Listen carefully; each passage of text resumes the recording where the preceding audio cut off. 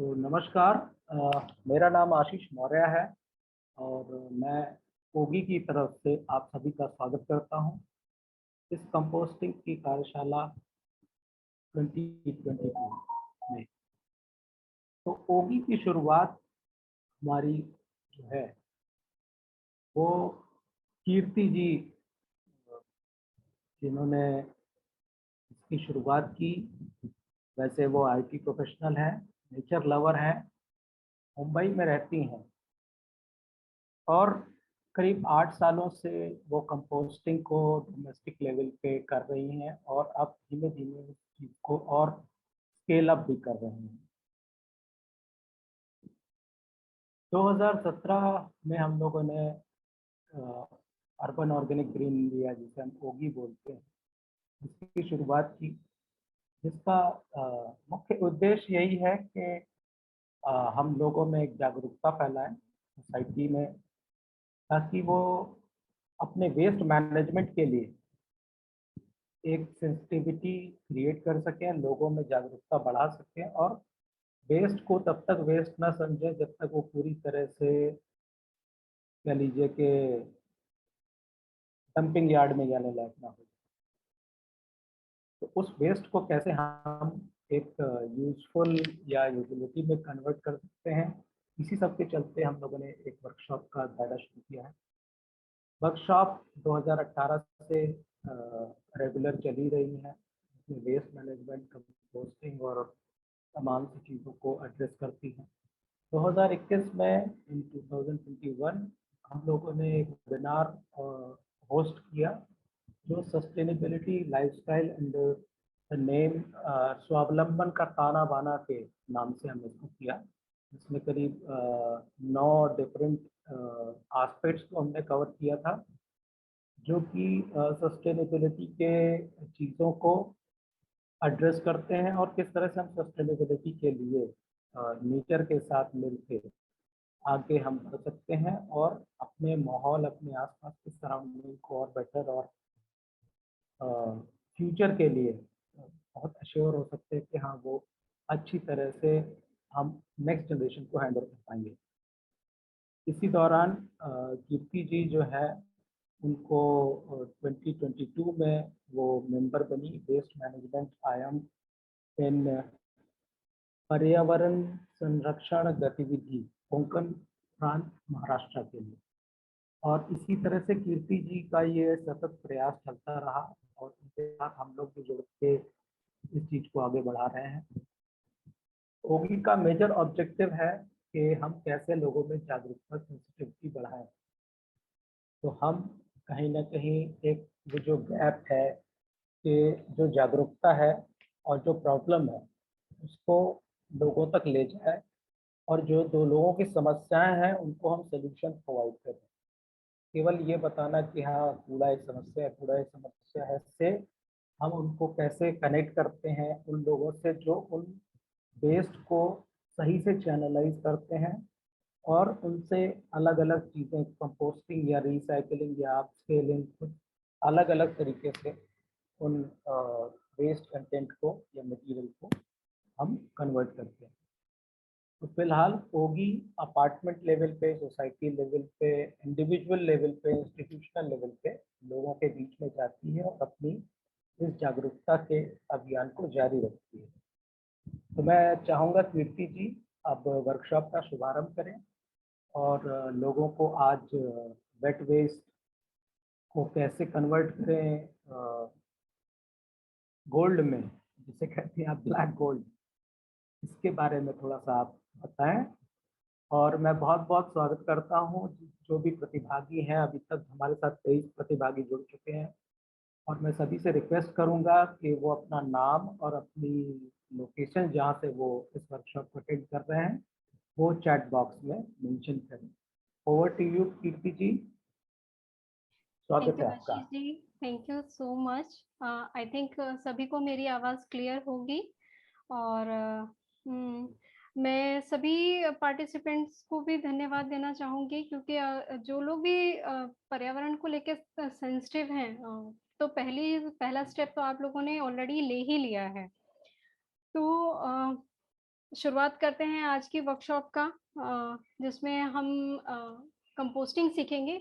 तो कंपोस्टिंग जो वर्कशॉप है आज हमारी, उसके 2 पार्ट होंगे। थोड़ा-सा थ्योरेटिकल भी होगा, क्योंकि हम उसके पीछे के कॉन्सेप्ट और साइंस को समझेंगे कि वो कैसे होता है। और उसके बाद हम लोग डेमोंस्ट्रेशन पार्ट में आएँगे, क्योंकि कई बार क्या होता है कि हम प्रैक्टिकल वर्क तो समझ लेते हैं, लेकिन जब तक उस चीज़ के पीछे का जो प्रोसेस है, अगर हम वो लोग नहीं समझेंगे, तो फिर बाद में हमें काफ़ी सारी दिक्कतें आती हैं। दूसरा, आजकल मानसून आ ही रहा है, बारिश काफ़ी जगह शुरू हो गई है, महाराष्ट्र में तो शुरू ही हो गई है, तो मानसून के अकॉर्डिंग भी आज की जो कंपोस्टिंग है, वो थोड़ा-सा जो रेगुलर पैटर्न मैं हमेशा बताती हूँ, वैसा नहीं रहेगा। मानसून में कैसे कंपोस्टिंग होती है, क्या चैलेंजेज़ होते हैं, तो वैसा मेरा आज का डेमोंस्ट्रेशन है उस चीज़ को ध्यान में रखते हुए। तो शुरुआत करते हैं कि कंपोस्टिंग हमें करनी क्यों चाहिए? तो सबसे पहली बात है कि हम अगर सिर्फ़ मिट्टी को ध्यान में रखते हुए करते हैं, तो जो सभी को मालूम है कि कंपोस्टिंग एक एक तरह की खाद है।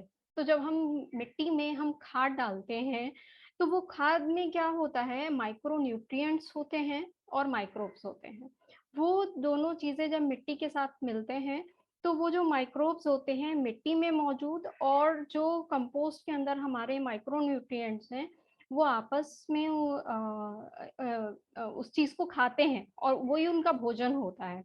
और उसमें से वो उसको कॉम्प्लेक्स फॉर्म से सिम्पलेस्ट फॉर्म में उसको तोड़ देते हैं, ब्रेक डाउन कर देते हैं और वही जो वो ब्रेक डाउन करते हैं सिम्पलेस्ट फॉर्म, तो वो प्लांट्स ईज़िली एब्ज़ॉर्ब कर पाते हैं और उसकी वजह से प्लांट्स अच्छे से ग्रो कर पाते हैं। दूसरी तरफ केमिकल फर्टिलाइज़र क्या करते हैं, जब हम केमिकल फर्टिलाइज़र डालते हैं, तो जो मिट्टी के अंदर के माइक्रोब्स होते हैं, उनको वो इंस्टेंटली मार डालते हैं। जैसे ही वो माइक्रोब्स मरते हैं, तो दूसरे माइक्रोब्स आकर उनको उनके ऊपर फ़ीड करना शुरू कर देते हैं और वो माइक्रो न्यूट्रिएंट्स रिलीज़ करते हैं और वो जो माइक्रोब्स माइक्रो न्यूट्रिएंट्स रिलीज़ करते हैं, वो प्लांट को मिलता है। और उसकी वजह से क्या होता है कि वो ये प्रोसेस बहुत फ़ास्ट होती है, जिसकी वजह से हमें फर्स्ट अटेम्प्ट में जब किसी ने कभी भी केमिकल फर्टिलाइज़र नहीं डाला होता है, उस टाइम पे अगर केमिकल फर्टिलाइज़र डाला जाए, तो फर्स्ट जो यील्ड मिलती है, वो बहुत अच्छे रिज़ल्ट देती है क्योंकि माइक्रोब्स बड़ी संख्या में मरते हैं और उसके बाद प्लांट को वो माइक्रोन्यूट्रिएंट्स के रूप में मिलते हैं। फिर नए माइक्रोब्स उनकी जगह ले लेते हैं और नेक्स्ट ईयर भी उससे कम यील्ड आपको मिलती है। धीरे-धीरे ये प्रोसेस कम होने लगती है, क्योंकि हमारी मिट्टी में माइक्रोब्स कम होने लगते हैं। तो जो केमिकल फर्टिलाइज़र है वो कहीं न कहीं माइक्रोब्स को मारता है और सिर्फ़ पेड़ को पोषण देता है। लेकिन जो कंपोस्ट है वो मिट्टी को पोषण देती है और मिट्टी से फिर पोषण प्लांट्स को मिलता है। तो ये एक कारण है। दूसरा, बहुत सारे इसके अलग बेनिफिट्स कहेंगे हम। एनवायरमेंटल होते हैं, इकोनॉमिकल होते हैं और सोशल इश्यूज होते हैं जिसको कि कंपोस्टिंग के हेल्प से कवर किया जा सकता है। अभी एनवायरमेंटल तो सभी को समझ में आता है, लेकिन इकोनॉमिकल और सोशल इश्यूज भी बहुत सारे हैं जो हम कंपोस्टिंग के थ्रू हैंडल कर सकते हैं। एनवायरमेंटल जो कॉन्सेप्ट्स हैं, उसमें सबसे पहला क्या है कि मैंने पहले ही बताया कि किस तरह से माइक्रोब्स को पोषण मिलता है कंपोस्ट से। तो मिट्टी को कंपोस्ट बहुत पसंद है, तो जहाँ भी पेड़ लगे होंगे, अगर वहाँ पर आप कंपोस्ट मिट्टी के साथ डालेंगे, तो पेड़ों को पोषण मिलेगा। इसके अलावा कंपोस्ट के अंदर एक खास बात होती है कि कंपोस्ट अपने वजन से 30 टू 40% एक्स्ट्रा वाटर होल्ड कर सकता है। ये कैपेसिटी सॉइल में नहीं होती है। सॉइल अपने अंदर उतना ही पानी एब्जॉर्ब करती है जितनी उसकी ज़रूरत होती है। वो उससे एक्स्ट्रा पानी नहीं लेती है।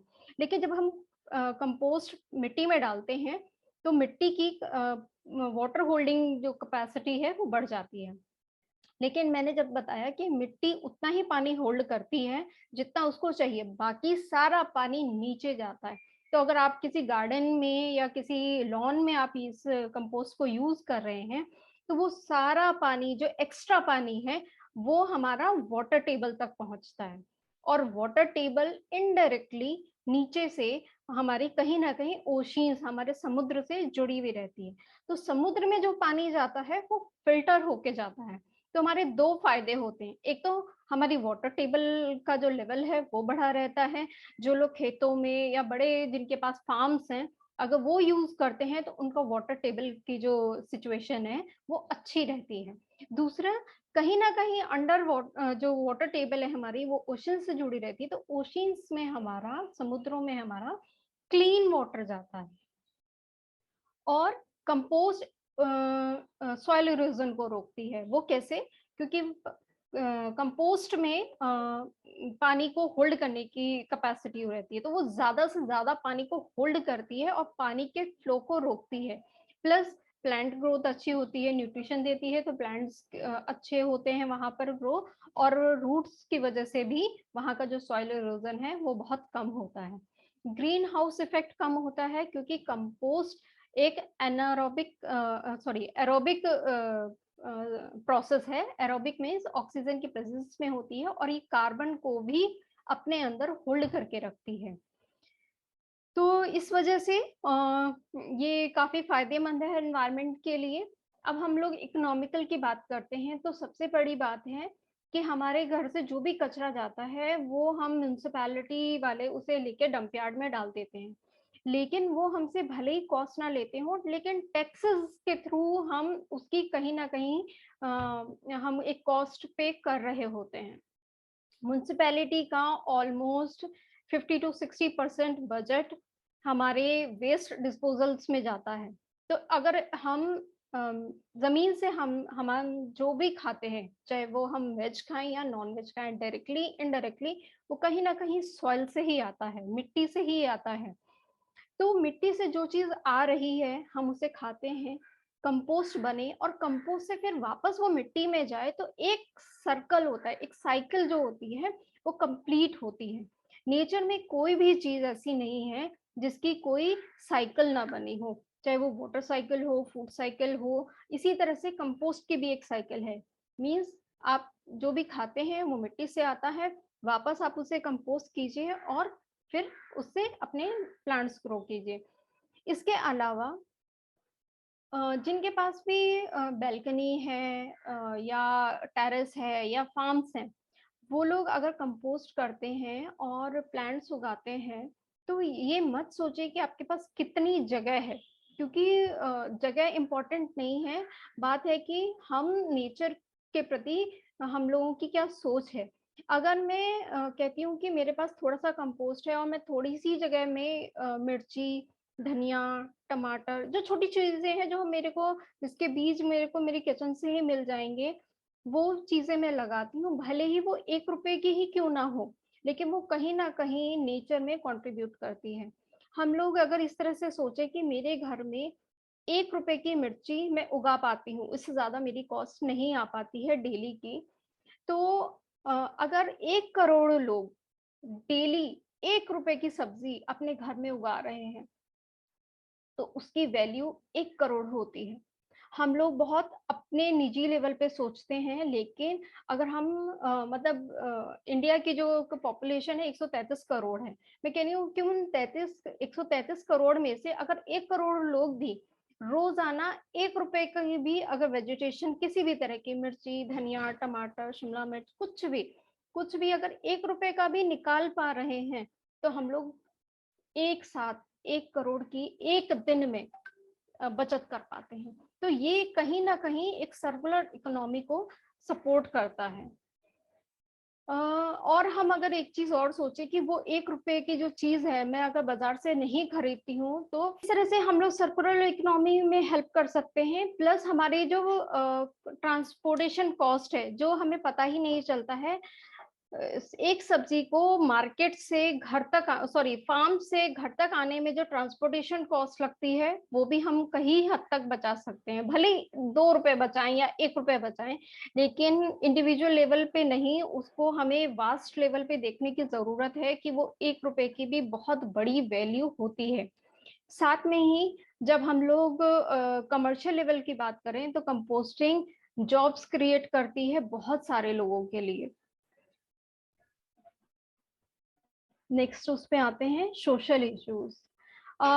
किसी ने शायद सुना होगा कि एक प्लांट थेरेपी बहुत लोगों को, जो लोग एंजाइटी या स्ट्रेस से गुजर रहे होते हैं, उन लोगों को बोला जाता है कि आप ज्यादा से ज्यादा समय, अगर आप कभी भी आपको स्ट्रेस होता है तो आप नेचर के बीच में या गार्डनिंग करके आप बिताइए। क्योंकि प्लांट्स के बीच में या जब भी हम नेचर के बीच में रहते हैं तो हमारा स्ट्रेस लेवल रिड्यूस होता है। ये एक फैक्ट है, आप गूगल भी कर सकते हैं। इसके अलावा कंपोस्टिंग जब हम लोग करते हैं तो लैंडफिल्स का जो बर्डन है वो काफी हद तक हम कम कर सकते हैं। अगर हम लोग अपने किचन के वेस्ट को ध्यान दें तो किचन का जो वेस्ट होता है ना, वो मेरे पूरे उसमें 80%, 60 to 80% जो मेरा वेस्ट होता है वो किचन वेस्ट ही होता है। और बाकी जो मेरा वेस्ट होता है वो रिसाइक्लेबल होता है, मतलब 10 to 15% मेरा रिसाइक्लेबल वेस्ट होता है। इसके अलावा जो हमारा 10% या 5% वेस्ट होता है वो सिर्फ रिजेक्टेड वेस्ट होता है, वो ही लैंडफिल्स में जाना चाहिए। आई थिंक जूम में थोड़ा सा इशू आ रहा है। अगर मीटिंग क्लोज होती है तो अब वापस आप सेम लिंक पे ज्वाइन कर लीजिएगा।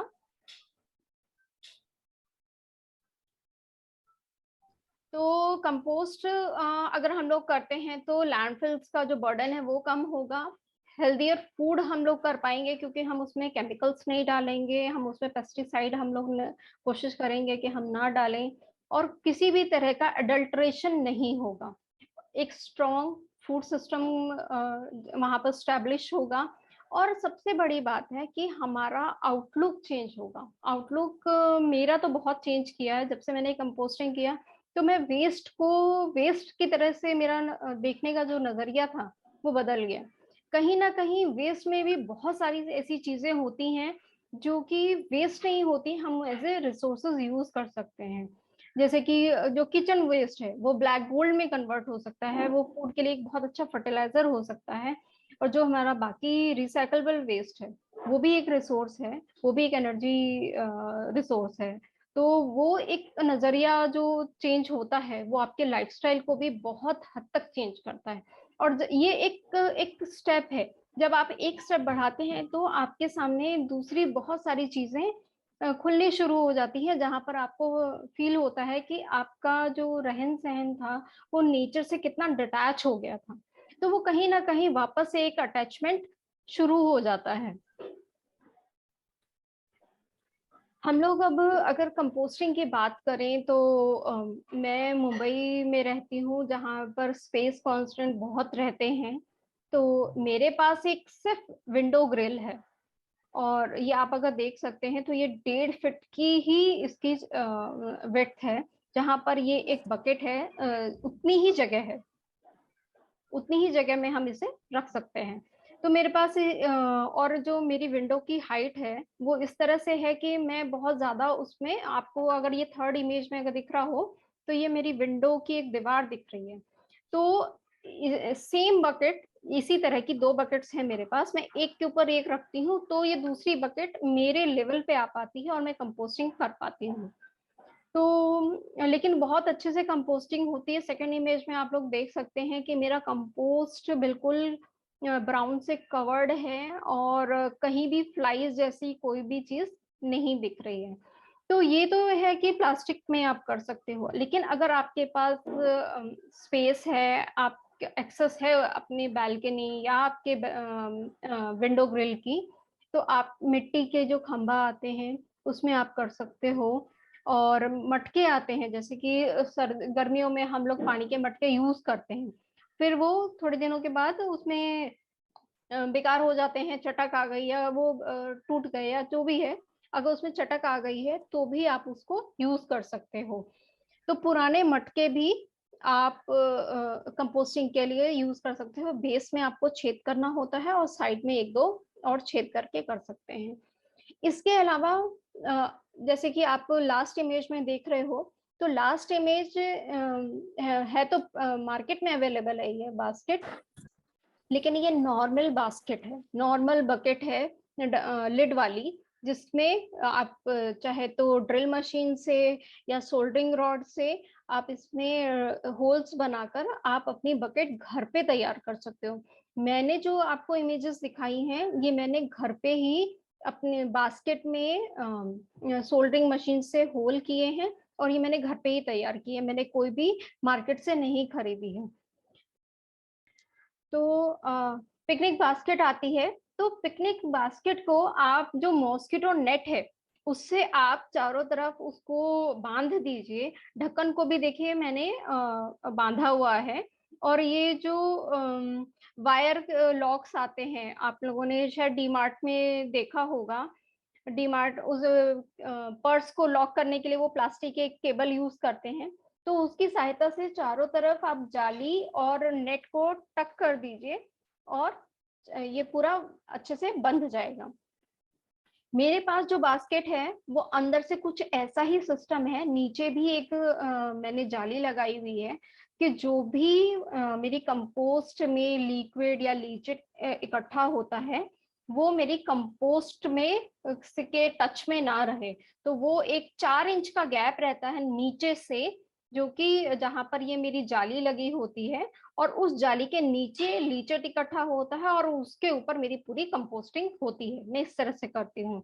जिनके पास जाली नहीं है वो क्या कर सकते हैं, जैसे आप लोगों ने लास्ट इमेज में देख रहे हैं, ये इस तरह की जाली वाली बास्केट आती है। तो कमर्शियल लेवल पे भी हम लोग इस तरह से कंपोस्टिंग कर सकते हैं, मैनेजेबल होता है। आजकल बहुत सारे अपार्टमेंट में कंपोस्टर्स बिल्डर्स लगवा के देते हैं, तो और लोगों ने भी आगे आकर जिनके पास पहले से नहीं था वो लोग बनवा के इसे लगा रहे हैं। कंपोस्टिंग अगर हमें समझनी है तो ये नेचर से बेहतर हमें कोई नहीं सिखा सकता है। तो कभी भी आप किसी ऐसी जगह पर जाएं जहां पर किसी कोई जैसे फॉरेस्ट एरिया हो गया या कोई ऐसा गार्डन जहां पर कोई मेंटेन नहीं करता है, तो वहां पर भी अगर आप लोगों ने देखा होगा तो कुछ इस तरह का व्यू आप लोगों को देखने में मिलता होगा कि पेड़ों से जो पत्तियां कुछ हल्की पीली, कुछ ज्यादा पीली और कुछ ग्रीन भी होती हैं। तो ये सारी पत्तियां लगातार पेड़ों से गिरती रहती हैं और एक के ऊपर एक गिरने की वजह से एक ढेर या एक पाइल बन जाता है उनका। आसपास में क्योंकि पेड़ हैं, मॉइस्चर काफी रहता है, तो मॉइस्चर उनको मिल रहा है, हवा उनको मिल रही है, और हवा के साथ साथ नीचे जमीन है जहां से माइक्रोब्स अपना काम कर रहे हैं, तो वो कुछ दिनों में बोलते हैं उसको, उसमें कन्वर्ट हो जाता है। तो ये जो पूरी प्रोसेस है ये एक तरह की कंपोस्टिंग की ही प्रोसेस है, यही यही तरीका है कंपोस्टिंग का। तो हम जो कंपोस्टिंग बिन में करते हैं वो हम इसी पूरे लॉजिक को फॉलो करते हुए कंपोस्टिंग करते हैं। तो जब ये नेचर में ओपनली हो ही रही है तो फिर हमें घरों में करने की क्या जरूरत है, और क्या फर्क है कंपोस्टिंग में और एक जो चीज सड़ रही होती है उसमें। तो सबसे बड़ा फर्क यही है कि कभी आप घर में दूध उबालते हैं, तो अगर दूध उबालना भूल गए तो वो दूध फट जाता है। तो कंपोस्टिंग और रॉटिंग में फर्क यही है कि जो चीज अपने आप खराब हो जाती है उसको हम रॉटिंग बोलते हैं, लेकिन कंपोस्टिंग एक कंट्रोल्ड प्रोसेस है और उसको हम एक प्रोसेस के थ्रू करते हैं जिससे हमें एक प्रोडक्ट मिलता है जो कि यूज करने के लिए होता है पूरी तरह से। सेम चीज अगर हम लोग फर्मेंटेशन देखें, जो हम लोग वाइन्स बनाते हैं, तो वो भी fermentation is also a rotting but a controlled process. तो कंपोस्टिंग भी एक कंट्रोल्ड प्रोसेस है और रॉटिंग एक अनकंट्रोल्ड प्रोसेस है। तो ये एक फर्क है सड़ने में और कंपोस्टिंग होने में। ठीक है, next slide Ashish ji. Composting भी दो तरह की होती है। एक एनारोबिक होती है, एनारोबिक मींस विदाउट एयर, और aerobic composting with air. Air का मतलब ऑक्सीजन। तो एनारोबिक कंपोस्टिंग में बायोगैस हमारा आता है, जिसमें बायोगैस प्लांट पूरा एनारोबिक कंपोस्टिंग पे बेस्ड होता है। लेकिन अगर हम लोग जो कंपोस्टिंग करते हैं और जो कंपोस्टिंग लैंडफिल्स में होती है वो भी एनारोबिक होती है। लेकिन दोनों में फर्क क्या है? बायोगैस सिस्टम जो बनता है वो कंट्रोल्ड एनारोबिक प्रोसेस है, और जो लैंडफिल्स में कंपोस्टिंग होती है एनारोबिक, वो अनकंट्रोल्ड है और उसके बहुत सारे हजार्डोस बाय प्रोडक्ट्स हैं। वो क्या है वो मैं आपको भी बताती हूँ। कि जैसे हम लोग जब किचन का जो वेस्ट है, जब हम लोग उसे फेंकते हैं तो हम लोग क्या करते हैं, पॉलिथीन में बांध कर उसे फेंकते हैं। साथ में ही उसमें पेपर, मेटल, ग्लास और भी बहुत सारी चीजें होती हैं। तो जैसे आपको पता होगा कि आयरन, लोहे की कोई चीज अगर आप बाहर रख देते हो तो पानी और धूप लगने के बाद उसमें जंग लग जाता है, इससे रस्टिंग होते हैं। तो जो किचन वेस्ट में भी, अगर हमारा किचन वेस्ट जब सड़ना शुरू होता है तो उसमें से भी पानी निकलता है। तो किसी भी मेटल में से जब मेटल पानी से टच होगा तो उसमें उसका ऑक्सीडेशन शुरू हो जाता है। और ऑक्सी जैसे आपको मालूम है कि अगर किसी को लोहे की कोई चीज लग जाए तो हम बोलते हैं कि पहले टिडबैक का इंजेक्शन लगवा लीजिए, क्योंकि सेप्टिक होने के चांसेस रहते हैं, क्योंकि वो हार्मफुल होता है बॉडी के लिए, वो पॉइजनस होता है। इसी तरह से और भी बहुत सारे मेटल्स हैं, जैसे कि हम लोग बैटरी भी डिस्पोज कर देते हैं, उसमें लेड होता है। हम लोग और भी इलेक्ट्रिक के सामान डिस्पोज कर देते हैं, उसमें कॉपर होता है। कॉपर का भी आपने कभी देखा होगा कि अगर कॉपर के बर्तन में या पीतल के बर्तन में आप कोई खट्टी चीज रख दीजिए तो वो कुछ उसमें ना एक हरी लेयर आ जाती है, वो हरी लेयर भी पॉइजनस होती है। तो ये सारे मेटल्स का ऑक्सीडेशन होता है और वो कंपोस्ट के साथ मिलकर वो एक जहरीले केमिकल्स बनाते हैं। इसके साथ ही कंपोस्टिंग जब एनारोबिक हो जाती है तो वहाँ के जो माइक्रोब्स होते हैं वो उसको सीधे सीधे ऑक्सीजन की एब्सेंस में दो चीजों में तोड़ता है। एक मीथेन होता है और एक कार्बन डाइऑक्साइड होता है। मीथेन आपको मालूम है ग्रीन हाउस गैस के नाम से जानी जाती है, जो कि बहुत पॉइजनस होती है। और जो कार्बन डाइऑक्साइड होती है उसका भी अगर मात्रा ज्यादा हो जाएगी तो वहां पर भी ब्रीदिंग प्रॉब्लम्स बहुत ज्यादा बढ़ जाती है। तो ये दोनों ही गैसेस बहुत ज्यादा ही खतरनाक हैं। इसके साथ साथ जब कार्बन डाइऑक्साइड भी के अंदर भी एक का भी ऐसा होता है कि वहां पर भी अगर बिल्कुल एयर जब धीरे धीरे खत्म हो जाती है तो कार्बन डाइऑक्साइड भी कार्बन मोनोऑक्साइड में टूटना शुरू हो जाती है, और वो उससे भी ज्यादा जहरीली और हार्मफुल होती है। तो ये एक केमिकल रिएक्शंस होते हैं लैंडफिल्स में। मीथेन गैस जो होती है, जो कि एक बहुत ही हाईली फ्लेमेबल होती है, वो बहुत जल्दी आग पकड़ती है। तो बायोगैस, जैसे मैंने बोला, बायोगैस सिस्टम जो बेस्ड है वो इसी पर बेस्ड है, और इसीलिए उससे फ्यूल बनाने के काम आता है, क्योंकि वो फ्लेमेबल है। उससे हम लोग गैस के चूल्हे के लिए वहां पर यूज किया जाता है। लेकिन ये पूरी एनारोबिक है और लैंडफिल्स में ये बिल्कुल अनकंट्रोल्ड प्रोसेस होती है, इसलिए इसके रिजल्ट बहुत भयानक होते हैं और इसके जो बाई प्रोडक्ट्स निकलते हैं वो बहुत टॉक्सिक और हार्मफुल होते हैं। जब मैंने आपको बताया कि सब्जी जो वेजिटेबल्स हैं जब वो खराब होते हैं तो उसमें से लीचेट निकलता है, वो लीचेट प्लस मेटल के ऑक्साइड जो टॉक्सिन्स जो सारे इकट्ठे हुए हैं वो सारे वहां की सॉइल में जाते हैं और सॉइल से सीप आउट होके सीधा हमारे वाटर टेबल पे जाते हैं।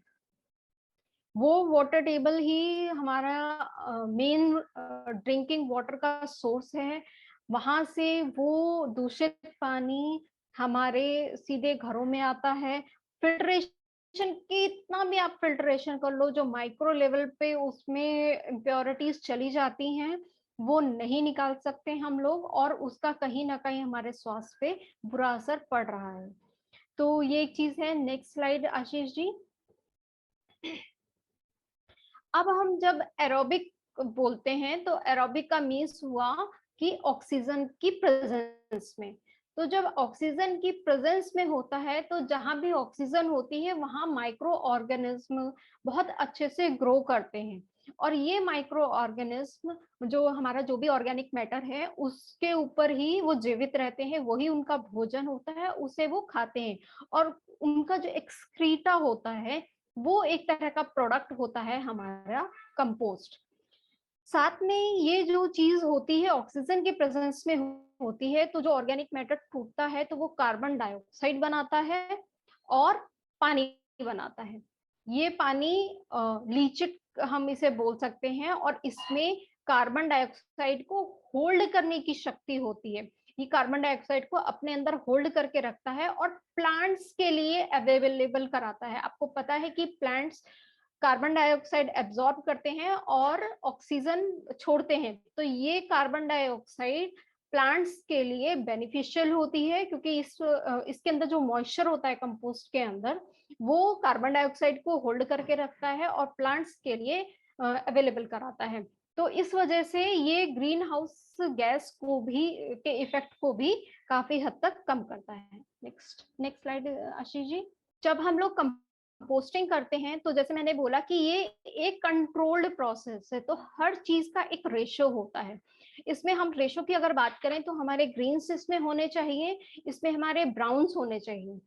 जब हम लोग इनिशियली कंपोस्टिंग स्टार्ट करते हैं तो उसमें हमें कुछ एक्सेलरेटर डालने की जरूरत पड़ती है। तो एक्सेलरेटर में आप छाछ का यूज कर सकते हो, आप कंपोस्ट कल्चर मार्केट में अवेलेबल है, आप वो यूज कर सकते हो। तो अगर हमारे पास इनमें से कुछ भी नहीं है तो हम लोग सादी मिट्टी भी यूज कर सकते हैं। जो भी आपके पास अवेलेबल मिट्टी है आप उसका भी यूज कर सकते हो। तो ग्रीन्स में हमारे जितने भी वेजिटेबल्स के छिलके हो गए, फ्रूट्स के छिलके हो गए, हमारे कॉफी ग्राउंड्स हो गया, चाय की पत्ती हो गई, फ्लावर्स हो गए, फ्रेश लीव्स हो गई, ये सभी हमारे ग्रीन्स में आता है। ब्राउन्स में हमारी सभी तरह की सूखी पत्तियां, लकड़ी, अगर आपके यहाँ कुछ काम हुआ है तो जो लकड़ी के टुकड़े होते हैं, टहनियां होती हैं, पेड़ों की छाल होती है, एग शेल्स होते हैं, और जो नारियल का जो ऊपर के जूट होता है, सूखी सूखी घास है वो आप उसे ड्राई में यूज कर सकते हो, सूखी मिट्टी जो होती है। और अगर आपके पास इनमें से कुछ भी नहीं है तो आप कोकोपीट भी यूज कर सकते हैं। ठीक है। इसका सबसे बड़ा सवाल आता है कि रेशो कैसे मेंटेन करें। कई बार क्या होता है कि बहुत लोग बोलते हैं कि आप लोगों ने जो रेशो बताया था वो तो रेशो हमारे में मेंटेन नहीं हो पा रहा है, मतलब उस तरह से नहीं हो पा रहा है। तो एक सीधा सिंपल साइंस है जो मैंने सीखा इतने सालों में। जब हम लोग आटा गूंथते हैं तो आटा गूंथते टाइम क्या होता है कि जब हम गूंथ रहे होते हैं तो हमें पता होता है कि अगर सूखा है आटा बहुत ज्यादा तो हम उसमें थोड़ा सा पानी डाल देते हैं। और अगर कभी ऐसा हो गया कि पानी हम लोगों ने किसी वजह से ऐसा हो गया कि थोड़ा सा ज्यादा हो गया, तो हम लोग क्या करते हैं कि हम लोग फिर सूखा आटा डाल के उस चीज को बैलेंस कर देते हैं। सेम साइंस हमें कंपोस्टिंग में लगानी है। मेरा जो गीला पोर्शन है, पानी वाला पोर्शन है, पानी मेरा कहाँ से आ रहा है, मेरे ग्रीन से आ रहा है।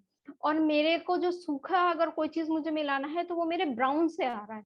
तो अगर कभी भी किसी पॉइंट पे आपको लगे कि आपने ब्राउन और जो ग्रीन मिलाया था वो गीला हो गया है, तो आप ब्राउन और मिला दो, तो वो बैलेंस हो जाएगा। और आपको लग रहा है कि अरे जो मैंने ग्रीन और ब्राउन मिलाया था वो तो बहुत सूखा हो गया है, तो आप ब्राउन की क्वांटिटी कम करके जो ग्रीन डालते हैं वो आप उसी तरह से एज इट इज डालते रहो। तो ये एक बैलेंस करने का तरीका है। कभी कभी क्या होता है, कोई कोई छिलके ऐसे होते हैं, जैसे कि गर्मियों में आपने तरबूज खाया, तरबूज में पानी का रेशो बहुत ज्यादा होता है, वो बहुत ज्यादा पानी छोड़ता है। तो वो अगर आप डालोगे तो आपने रेगुलर आप जितना ब्राउन डालते हो वो कम पड़ जाएगा।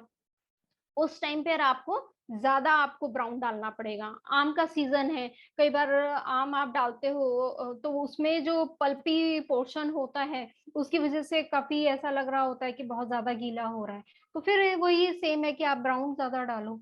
बहुत सारी चीजें ऐसी आती हैं जो बहुत ज्यादा ड्राई करती हैं, तो ड्राई के टाइम पर आप ब्राउन की क्वांटिटी कम कर दीजिए। तो ये एक एडजस्ट जो करना होता है वो लर्निंग फेज है। शुरुआत में प्रॉब्लम होती है, लेकिन हमेशा ये थंब रूल याद रखना है आटे वाला कि अगर गीला लग रहा है तो ब्राउन ज्यादा डाल दीजिए, बहुत ज्यादा सूखा लग रहा है तो ब्राउन की क्वांटिटी हमें कम रखनी है। जैसे मैंने बताया कि कंपोस्टिंग एरोबिक है, ऑक्सीजन की जरूरत है, तो बहुत ज्यादा कोई चीज टाइटली मुझे दबा दबा के नहीं भरनी है, उसमें इतनी जगह होनी चाहिए कि उसमें हवा आने आना जाना उसका हवा का हो सके। ठीक है, मॉइस्चर इतना होना चाहिए कि वो, अब हम सूखा आटा और जब हम थोड़ा सा आटा डालने के बाद जब हम उसे मसलते हैं तो वो कैसे थोड़ा बंधा बंधा रहता है, लेकिन पूरी तरह से बंधा नहीं होता। तो सेम चीज हमें ध्यान रखनी है कि पानी कितना होना चाहिए। और एक और चीज, जब हम लोग कोई भी ये डालते हैं कंपोस्ट को, ब्राउन के साथ मिक्स करते हैं, सॉरी ग्रीन को हम लोग जब ब्राउन के साथ मिक्स करते हैं तो उसमें हीट जनरेट होती है। तो वो जब हीट जनरेट होती है तो जितने भी उसमें हार्मफुल बैक्टीरिया होते हैं वो मोस्टली उसमें से मर जाते हैं। तो वो एक टेम्परेचर मेंटेन होता है। कभी कभी क्या होता है कि हमारा कंपोस्ट काफी ठंडा रहता है, तो इसका मतलब है, और वो गर्माहट कहाँ से आती है, वो टेम्परेचर किसकी वजह से आता है, माइक्रोब्स की वजह से आता है। और जो हमारा ग्रीन वेस्ट होता है वो इसको इंड्यूस करते हैं, क्योंकि माइक्रोब्स ग्रीन वेस्ट के ऊपर ही जिंदा रहते हैं। तो अगर मेरा कंपोस्ट बहुत ठंडा है इसका मतलब उसमें ग्रीन कम है। जब तक ये टेम्परेचर मेंटेन रहता है तब तक हम इस प्रोसेस को बोलते हैं कुकिंग प्रोसेस। कि मतलब कंपोस्ट हमने डाला, उसमें कुछ एक दिन के बाद, 1 या 2 दिन के बाद उसमें टेम्परेचर बढ़ना शुरू हो जाता है। तो वो जो टेम्परेचर बनता है और जब तक वो बना रहता है उस उतने टाइम पीरियड को हम बोलते हैं कि कंपोस्टिंग में कुकिंग हो रही, कंपोस्ट कुकिंग हो रही है। उस समय के बाद वो कंपोस्ट धीरे धीरे ठंडा होना शुरू हो जाता है। उसमें जो माइक्रोब्स होते हैं वो अपने आप उसी के अंदर डिकम्पोज होना शुरू हो जाते हैं और उसको और न्यूट्रिशियस बनाते हैं। तो उसको हम कहते हैं हार्वेस्टिंग प्रोसेस। मतलब जब पूरा टेम्परेचर ठंडा हो गया तो उसके बाद माइक्रोब्स का डिकम्पोजिशन शुरू हो जाता है, और वो जो हम लोग प्रोसेस बोलते हैं उस प्रोसेस को रेस्टिंग प्रोसेस बोला जाता है। तो ये जब हो जाता है, ये 2 फेज जब निकल जाते हैं तो उसके बाद हमारी कंपोस्ट हार्वेस्ट करने के लिए रेडी हो जाती है। तो ये एक टाइम होता है कि आपकी कंपोस्ट जो बन गई है, ये पूरा एक जो प्रोसेस होता है, आपने किस तरह के छिलके डाले हैं उसके ऊपर डिपेंड करता है। बहुत सॉफ्ट छिलके डाले हैं तो वो 25 दिन से 30 दिन के अंदर भी हो जाता है। कुछ हार्ड छिलके आपने डाले हैं तो उसको कभी कभी ज्यादा समय भी लग जाता है। और अगर आपने उसमें टहनियाँ या आपने किसी फ्रूट के उसमें बीज डाले हैं तो उसमें कभी कभी ज्यादा समय भी लग जाता है। जैसे कि आम की गुठली जैसे होती है उसको 6 से 8 महीने भी कभी कभी लग जाता है। तो ये आपके ऊपर है कि अगर आपको रेडी कंपोस्ट जल्दी चाहिए तो आप सीड्स ना डालें, लेकिन अगर आपके पास जगह है, आप मेंटेन कर सकते हो, तो आप हार्ड छिलके या हार्ड टहनियाँ भी डाल सकते हो, लेकिन उनके टुकड़े छोटे छोटे होने चाहिए। Next slide Ashish ji. क्या चीज कंपोस्ट में ऐड नहीं करनी है? तो सबसे पहले कोयला या राख, इस तरह की कोई भी चीज हमें कंपोस्ट में नहीं डाल। जो राख होती है वो एंटी बैक्टीरियल होती है, तो वो माइक्रोब्स के जो फंक्शनिंग है उसको रोकती है। तो एंटी बैक्टीरियल होने की वजह से, वैसे अगर आप प्लांट्स में डायरेक्ट ऐश डालते हो तो वो प्लांट्स के लिए बहुत फायदेमंद होती है। वो कार्बन कंटेंट देती है, प्लस वो बैक्टीरिया के अटैक को रोकती है। तो डायरेक्ट प्लांट्स के लिए ash is very good, but composting की प्रोसेस को ये स्लो करती है। तो कभी भी कंपोस्ट में कोल या जली हुई कोई चीज नहीं डालनी चाहिए। डेयरी प्रोडक्ट्स नहीं डालने चाहिए, फैट या ऑयल जैसी कोई चीज नहीं डालनी चाहिए। मीट या फिश या इसके जो नॉनवेज को जो स्क्रैप होता है वो नहीं डालना चाहिए। ऐसा नहीं है कि ये कंपोस्ट नहीं हो सकता है, लेकिन इसमें ब्राउन की क्वांटिटी लगभग 6 गुना लगती है और स्मेल भी मैनेज करना मुश्किल होता है। तो जो इसका मैनेजमेंट थोड़ा सा आप एक्सपर्ट लेवल पे जब चले जाएंगे तो भले आप कीजिए, लेकिन इनिशियल लेवल पे डेयरी प्रोडक्ट्स या फैट, ऑयल्स, मीट ये सब नहीं डालने चाहिए, क्योंकि इनका मैनेजमेंट काफी मुश्किल होता है, स्मेल आती है, और कई बार अगर आपका मैनेजमेंट ठीक नहीं है तो कई तरह के पेस्ट या रोडेंट्स या फ्लाइज भी अट्रैक्ट हो जाते हैं। तो इनिशियली जब आप स्टार्ट कर रहे हो तो इनका इस्तेमाल नहीं कीजिए। सेकेंड, ये कंपोस्ट जब तैयार हो जाएगी तो हम अपने प्लांट्स में ही डालने वाले हैं, तो जो भी सब्जियां जिसमें कीड़ा लगा है या वो किसी तरह से खराब है, वो आप कंपोस्ट में मत डालिए, क्योंकि अगर किसी वजह से उसके जो बैक्टीरिया है वो अगर कंपोस्टिंग के दौरान नहीं मरे तो वो फिर वापस प्लांट्स में जब आप डालोगे तो वो आपके अच्छे प्लांट्स को भी खराब कर देंगे। तो हमेशा इन्फेक्टेड जो भी वेजिटेबल्स हैं उनको आप कंपोस्ट में अवॉइड कीजिए और मत डालिए। किसी भी तरह का पेस्ट वेस्ट कंपोस्ट में नहीं डालना चाहिए, उसमें बहुत सारे हार्मफुल पैरासाइट्स, बैक्टीरिया और वायरस होते हैं, तो इस चीज को भी अवॉइड करना चाहिए। काउडंग एक अलग चीज है, बहुत सारे लोग इस चीज से कंफ्यूज करते हैं, लेकिन काउडंग एक डिफरेंट चीज है। लेकिन अदर पेट के जो वेस्ट हैं उनको हम कंपोस्ट में यूज नहीं करते हैं। ऐसी कोई भी चीज जो केमिकली ट्रीटेड हो, लाइक बहुत सारी पेपर भी एक तरह से बहुत लोग बोलते हैं, न्यूज़पेपर बताते हैं, कार्डबोर्ड बताते हैं कि वो डाला जा सकता है। यस, डाला जा सकता है, लेकिन वो प्रिंटेड नहीं होना चाहिए, किसी तरह से केमिकली ट्रीटेड नहीं होना चाहिए। तो अगर वो केमिकली ट्रीटेड आपको लग रहा है, टिश्यू पेपर जैसे हो गया, अगर कोई भी चीज केमिकली ट्रीटेड है तो वो अवॉइड कीजिए, क्योंकि वो बैक्टीरिया जो माइक्रोब्स होते हैं उनके फंक्शनिंग को हार्म करते हैं, उनको रोकते हैं। और कई बार क्या होता है कि उसमें माइक्रोब्स मर भी जाते हैं, तो आपकी कंपोस्टिंग बहुत ज्यादा स्लो हो जाती है। तो केमिकल वाली चीजें हमें अवॉइड करनी चाहिए। अब मैं नेक्स्ट डेमोन्स्ट्रेशन पे आती हूँ, और मैं अपना दूसरा वीडियो ऑन रखती हूँ। तो आज का डेमोन्स्ट्रेशन मॉनसून में हम लोग कंपोस्टिंग कैसे करें उस पर बेस्ड है। मेरे पास ये ब्राउन्स है जिसमें ब्राउन लीव्स है, ये कोकोनट का कॉयर है, और ये मिट्टी है मेरे पास। इसके साथ मैंने आज यहाँ पर मेरा जो रेडी कंपोस्ट है, मेरे घर पे जो तैयार होता है वो रेडी कंपोस्ट मैंने यहाँ पर रखा है।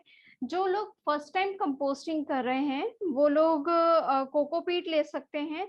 मैं कोशिश करती हूँ कि बहुत सारी चीजें मुझे बाजार से ना खरीदनी पड़े, तो मैं कोकोपीट की जगह आज ये रेडी कंपोस्ट यूज करने वाली हूँ। हमें एक बेस लेयर बनानी है, बेस लेयर ब्राउन्स की होगी, लेकिन प्रॉब्लम ये आती है कि बारिश के टाइम पर हमारे पास बहुत ज्यादा पत्तियां, सूखी पत्तियां नहीं होती हैं, सूखी मिट्टी नहीं होती है। तो उसके लिए मैंने क्या किया है कि कंपोस्ट जो मैं छानती हूँ, तो छानने के बाद जो मेरा कंपोस्ट बच जाता है वो मैंने इकट्ठा कर लिया है। ये देखिए, ये मेरा कंपोस्ट है, इसमें आपको बहुत सारे जो सेमी कंपोस्टेड चीजें काफी सारी दिख रही होंगी। तो ये छानने के बाद जो मेरा कंपोस्ट बच जाता है ये वो है, और ये काफी सूखा है, ये गीला नहीं है बिल्कुल। ये भी इस तरह से हाथ में देख रहे होंगे, ये मेरे हाथ में चिपक नहीं रहा है, तो ये भी काफी सूखा है। तो आज हम बेस लेयर जो मेरा कंपोस्ट छानने के बाद बच जाता है उससे हम इसके बेस लेयर बनाएंगे। बेस लेयर बनाने का मेन रीजन होता है कि जो भी मेरे कंपोस्ट में मॉइस्चर निकलेगा वो मॉइस्चर को वो बेस लेयर एब्जॉर्ब कर लेगी। ये जो बास्केट दिख रही है इसके बेस में कोई भी छेद नहीं है, इसलिए मैं इसकी एक मोटी लेयर इसके बेस में बिछाने वाली हूँ। और इसको बिछाने से जो भी इसमें मॉइस्चर होगा वो इस लेयर में एब्जॉर्ब हो जाएगा। इस लेयर को हम बिल्कुल भी जब हम लोग टर्निंग करते हैं कंपोस्ट की तो उसमें हम कंपोस्ट को, इस लेयर को डिस्टर्ब नहीं करेंगे। इस तरह से हम अपने कंपोस्ट को टर्न करने की कोशिश करेंगे। तो यहाँ मैं ये लगभग 1 इंच के करीब, ये आप लोगों को दिखा होगा, ये मैं 1 इंच के करीब ये एक बेस लेयर यहाँ पर बिछा दे रही हूँ।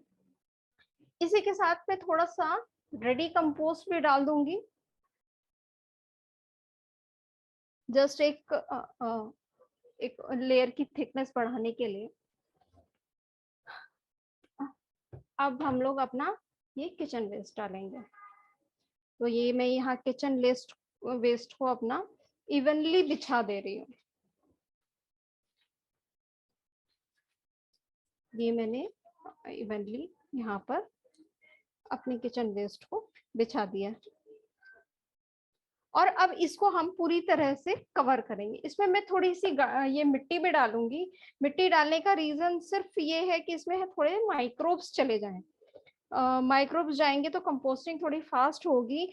वैसे हम लोग मॉनसून की बात नहीं कर रही हूँ, लेकिन बाकी और सीजन में हम लोग बटर मिल्क भी डाल सकते हैं, लेकिन मॉनसून में ऑलरेडी काफी मॉइस्चर होता है, उसकी वजह से अभी फिलहाल मैं बटर मिल्क नहीं डाल रही हूँ। अदर सीजन्स में आप माइक्रोब्स के लिए बटर मिल्क डाल सकते हो, लेकिन फिलहाल मैं बटर मिल्क का यूज नहीं कर रही हूँ, क्योंकि ऑलरेडी मॉइस्चर काफी बढ़ा हुआ होता है, तो हमें कोई भी मॉइस्चर वाली चीज नहीं डालनी है। ये जो मेरा रेडी कंपोस्ट था, मैं उसी से इसको पूरा ढक दे रही हूँ। हमें इस चीज का ध्यान रखना है कि जो भी हम लोग कंपोस्टिंग करते हैं, कोई भी ग्रीन वेस्ट दिखाई नहीं देना चाहिए, उसे पूरी तरह से ब्राउन से कवर करना है और उसमें वेंटिलेशन प्रॉपर बना रहे। इसके लिए हम लोग ये छेद वाली बास्केट लेते हैं और ये इस बास्केट में मॉस्किटो नेट की लाइनिंग है। रीजन इसका सिर्फ यही है कि एरिएशन भी बना रहे और बड़े छेद होने की वजह से इसमें फ्लाइज या कुछ भी अंदर ना जाए और एरिएशन बना रहे। साथ में हम ये भी ध्यान रखेंगे कि कंपोस्ट में हम कोई भी चीज दबा दबा के नहीं डालेंगे, क्योंकि उससे भी उसके अंदर के जो बीच की एयर होती है वो निकल जाएगी। तो इस चीज का मुझे ध्यान रखना है। मैं पूरा अपना जो ग्रीन है वो पूरा इससे ढक दूंगी, किसी चीज को भी दबाना नहीं है मुझे।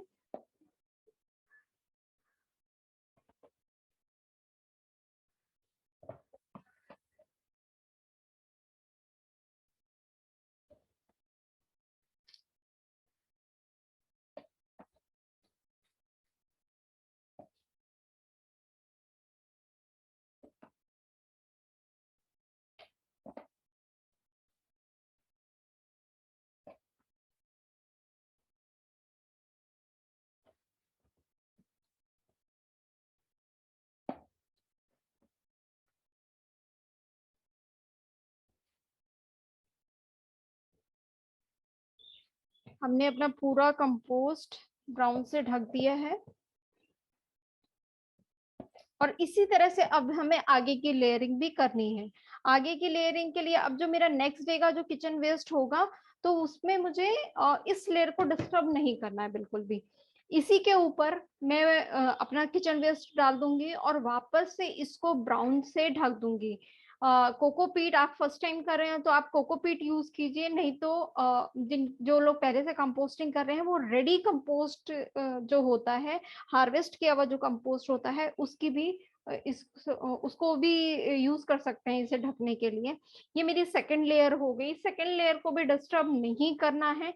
थर्ड लेयर जब आप ग्रीन वेस्ट की बिछाएंगे और उसको बिछाने के बाद आप टर्न करेंगे।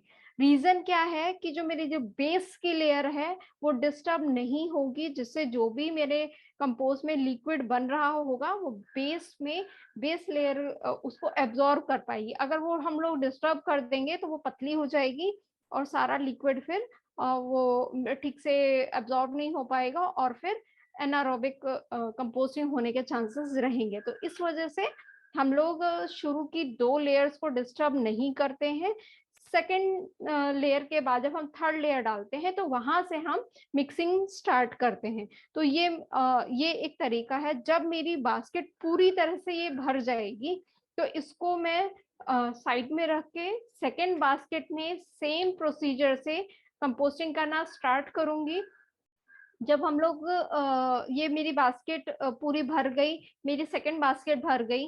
सेकंड बास्केट भर जाने के बाद मैं अपनी फर्स्ट बास्केट को एक दूसरे बकेट में खाली कर लूंगी और फिर से हम सेम प्रोसीजर से इसको कंपोस्टिंग करना स्टार्ट करेंगे। आप 3 बकेट के साथ, 3 बास्केट के साथ भी कर सकते हो, लेकिन मैं 2 बास्केट के साथ करती हूँ। थर्ड बास्केट खाली करके छानना आसान रहता है, मैनेज करना आसान रहता है, तो इस वजह से मैं 2 बास्केट के साथ ही काम करती हूँ। तो ये हमारा आज का डेमोन्स्ट्रेशन है।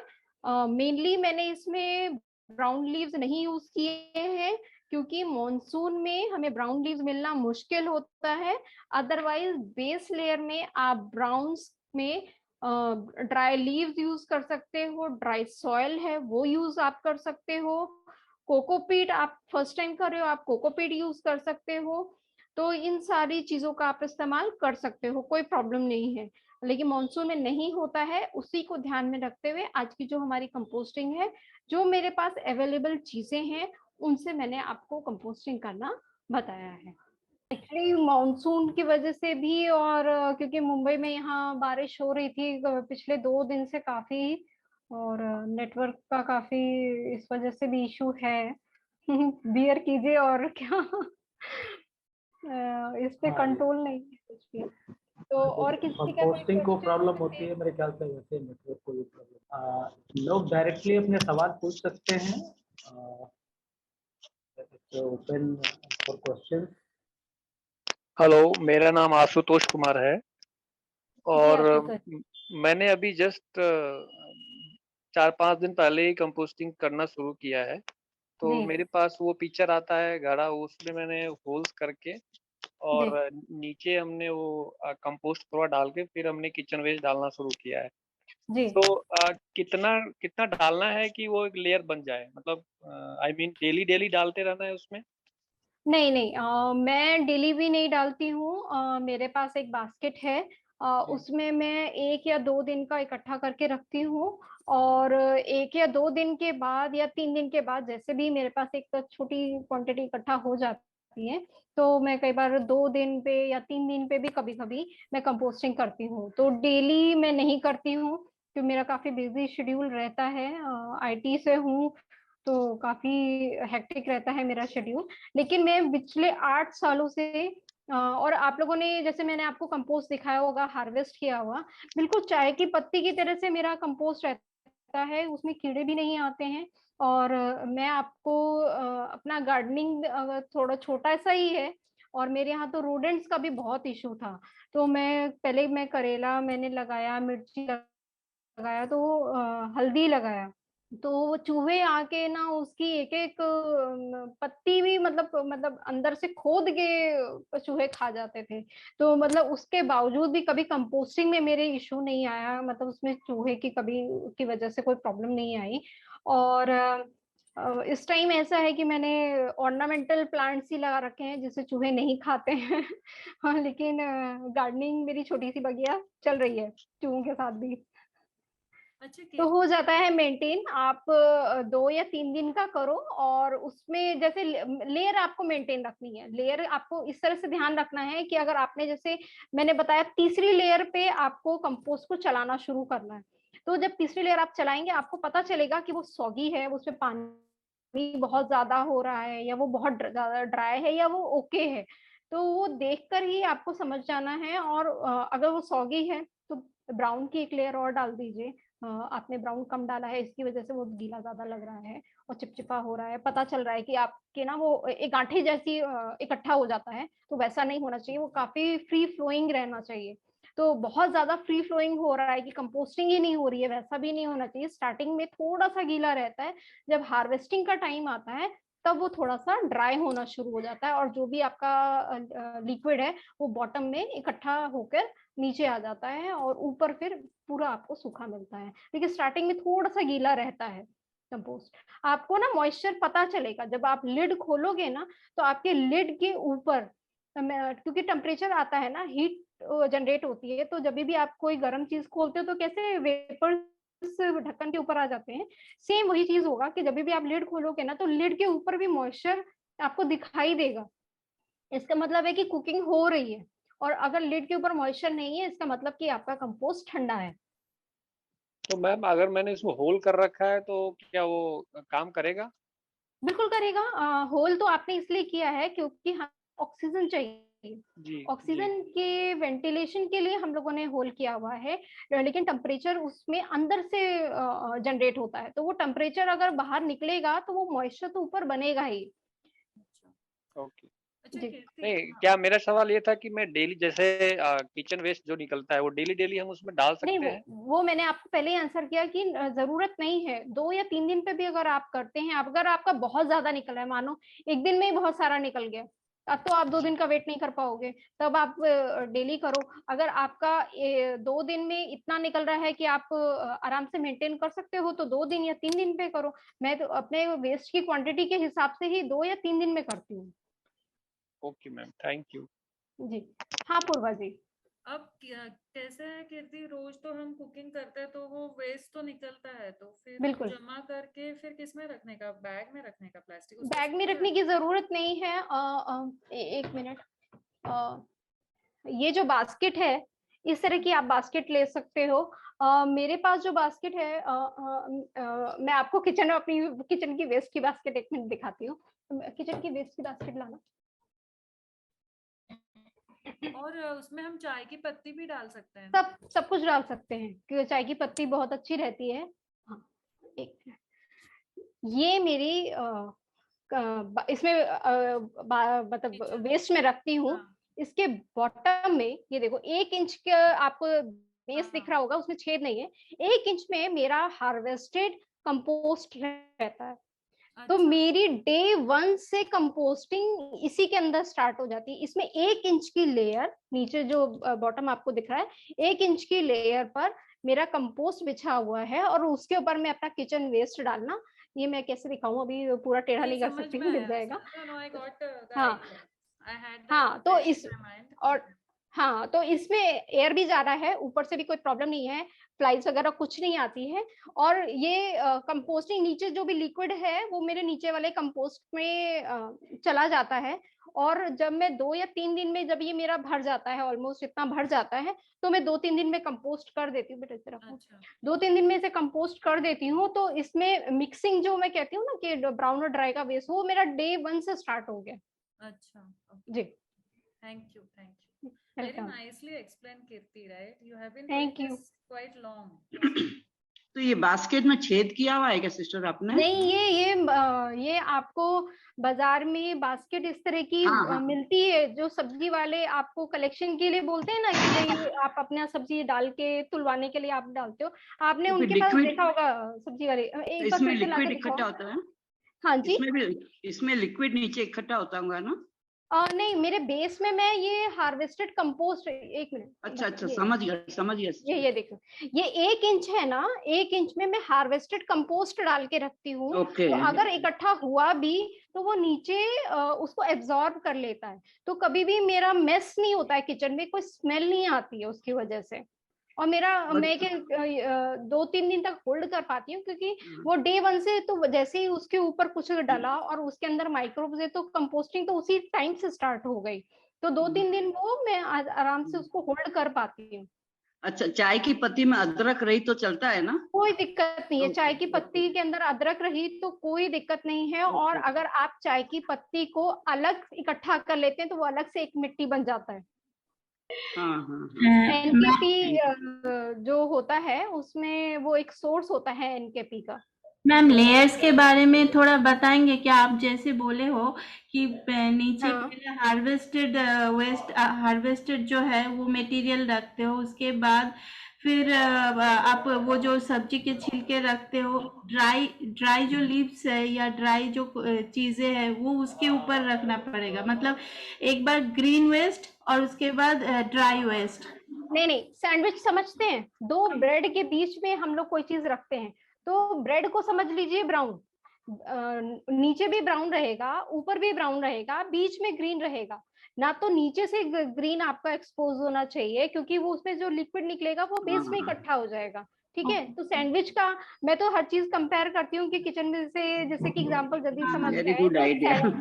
सैंडविच है गया ना, तो सैंडविच में दो ब्रेड को आप ब्राउन समझ लीजिए, बीच में ग्रीन रहेगा। हमेशा ग्रीन कभी भी दिखना नहीं चाहिए, चाहे वो नीचे हो और चाहे वो ऊपर हो। और नीचे का हम इसलिए रखते हैं कि जो भी लिक्विड है आपका वो एब्जॉर्ब हो जाएगा, तो आपके कभी भी एनारोबिक बनने की चांसेस नहीं बनेगा। और नीचे का लेयर थोड़ा सा थिक रखना है। आज का जो कंपोस्ट था वो मैंने मॉनसून के अकॉर्डिंग आपको बताया। जब गर्मियां हैं, आपके पास लीव्स है, आपके पास ड्राई सॉइल है, तो इसकी जगह आप ड्राई सॉइल यूज कर लीजिए, आप इसकी जगह ड्राई लीव्स यूज कर लीजिए, वो दोनों काम करेगा। लेकिन आज के टाइम में, मॉनसून के टाइम पे ड्राई लीव्स मिलना मुश्किल है, इसलिए मैंने आपको वो बताया कि मैं जो छना हुआ जो मेरे ऊपर का बच जाता है कंपोस्ट, वो अभी वो बचा तो वो क्या है। पहले आप सोचिए कि मैंने जो पहले गर्मियों में जो ब्राउन डाला था, ब्राउन को कंपोस्ट होने में थोड़ा ज्यादा टाइम लगता है। ग्रीन मेरा जो लौकी के छिलके हैं, कुकुम्बर के छिलके हैं, मिर्ची के जो वो हो गए, वो बहुत जल्दी कंपोस्ट हो जाते हैं। जो कंपोस्ट देर से होता है वो होता है ब्राउन। तो मैंने जो छना हुआ जो मेरा बचा वो एक्चुअली ब्राउन ही है, तो वो ब्राउन को ही मैं वापस लेयरिंग में यूज कर लेती हूँ मॉनसून में। तो मॉनसून में मैनेज करना आसान हो जाता है। और माइक्रोब्स की भी झंझट नहीं होती है कि कहाँ से हम लोग बटर मिल्क डालेंगे तो क्या होगा, वो सॉगी हो जाएगा, क्योंकि पानी वैसे ही आ रहा होता है। तो वो ड्राई भी है, माइक्रोब्स भी हैं, तो वो मेरा जो मॉइस्चर मेंटेन करने का तरीका है वो बहुत इजीली मैनेज हो जाता है। तो इसलिए मैं वो यूज करती हूँ। Okay okay, thank you so much, thank you thank you ji.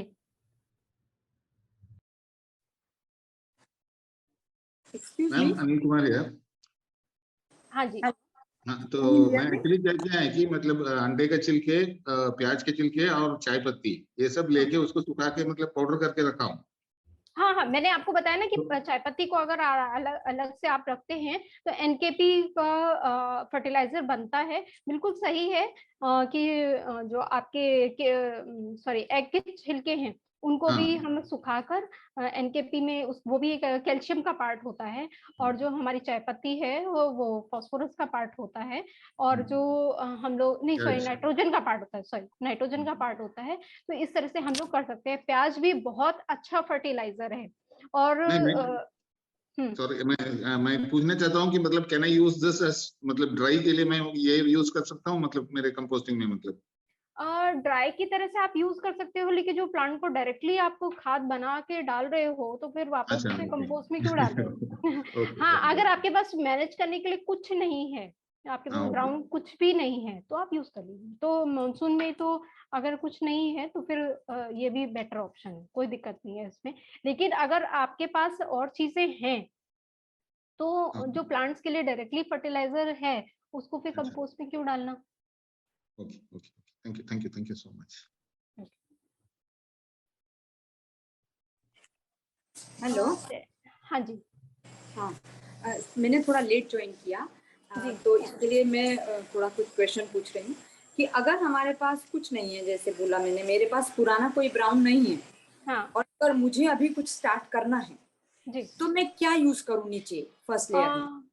First जब आपके पास कुछ नहीं है तो कोकोपीट आपको फिर फर्स्ट में टाइम आपको कोकोपीट आपको लाना पड़ेगा, क्योंकि मॉनसून में स्टार्ट कर रहे हैं। मिट्टी अगर है मिट्टी कुछ डाली, हाँ मिट्टी है, मिट्टी चल सकती है, लेकिन वही होता है ना कि मॉनसून में मिट्टी भी गीली मिलती है।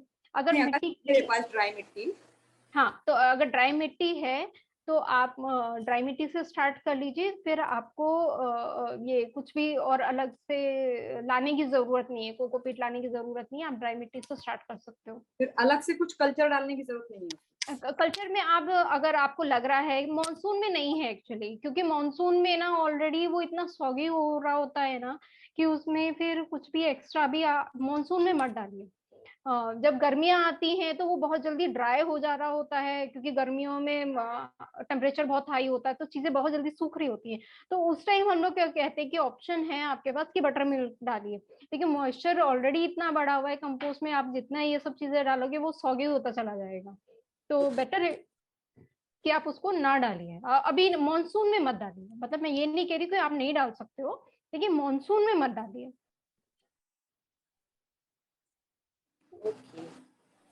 सॉ डस्ट डाल सकते हैं, लेकिन आपको वो चीज देखना पड़ेगा कि वो केमिकली ट्रीटेड सॉ डस्ट तो नहीं है। अगर वो केमिकली ट्रीटेड है तो वो कहीं ना कहीं माइक्रोब्स के फंक्शनिंग को थोड़ा सा रोकती है।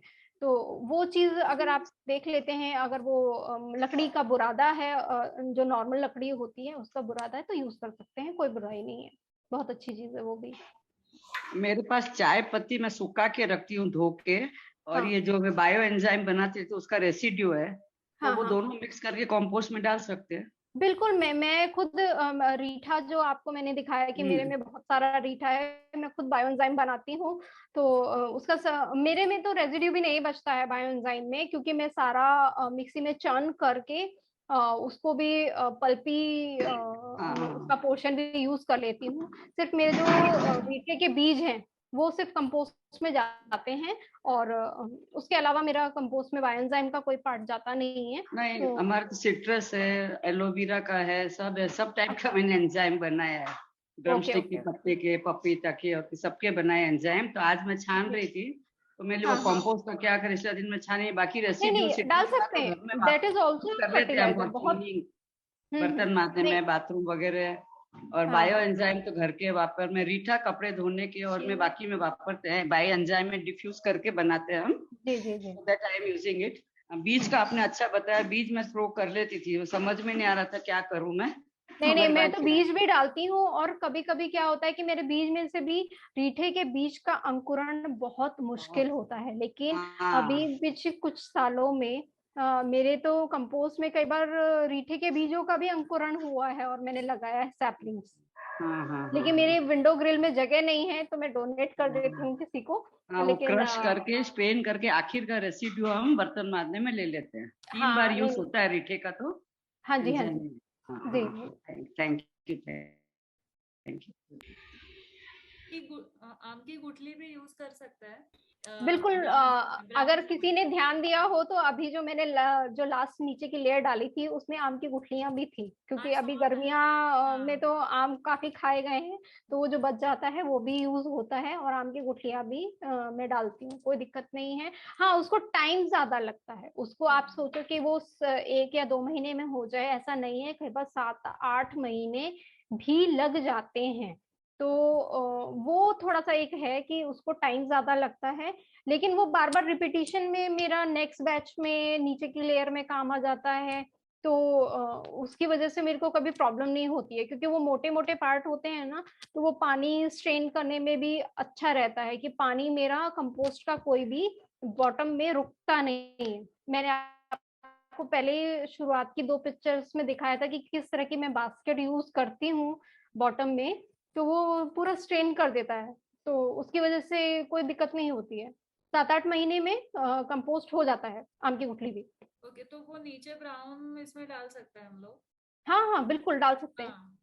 सूखने के बाद एक्चुअली वो सूख जाता है, 2-3 महीने में वो पूरा सूख जाता है, और सूखने के बाद आप उसे एज ए ब्राउन यूज कर सकते हो। तो जो भी रेसिड्यू बचती है, मैं फिर वो उसमें बहुत ज्यादा सेलेक्टिव नहीं होती हूँ कि ये ब्राउन है कि छानने के बाद जो भी ऊपर मेरा बचता है, मैं मॉनसून में उसको एज ए ब्राउन की लेयर ही यूज करती हूँ, क्योंकि मेरे पास और कोई ऑप्शंस नहीं रहते हैं, और वो बहुत अच्छे 8 सालों से मैं मैनेज कर रही हूँ, मुझे कभी प्रॉब्लम नहीं आई। स्टार्टिंग में लर्निंग एक फेज था मेरा, लेकिन जब से मैं सक्सेसफुली कर रही हूँ मुझे कभी प्रॉब्लम नहीं आई। Thank you.